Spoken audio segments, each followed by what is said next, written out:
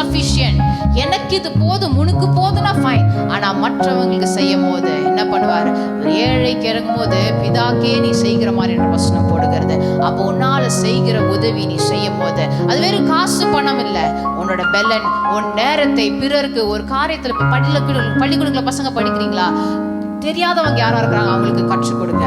அப்போ நீ சொல்லி கொடுக்க உன்னோட ஞானம் என்ன ஆகும்?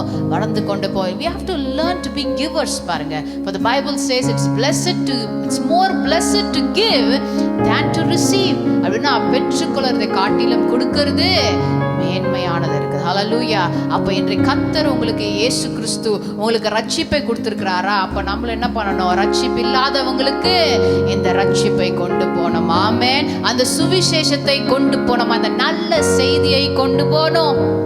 அப்ப நான் சொன்ன கர்த்தர் கனப்படுத்துவார். ஆனா யாரை கனப்படுத்துவார்? There is always a condition. பாருங்க, எல்லாருமே இயேசு இயேசுன்னு கூப்பிடுறவரெல்லாம் கனப்படுத்துவாரானா? கிடையாது. அவருக்காக உண்மையாக இயேசு என்ற நாமத்தை கூப்பிடும்போது நீ காப்பாற்றப்படுவாய், உன்னை கர்த்தர் காப்பாற்றுவார். ஆனா எல்லாத்தையும் காட்டிலும் நீ உயர்ந்து இருக்க வேண்டும்னா தேவனை உன் தலையாக வைக்க வேண்டும். ஹல்லேலூயா. The chosen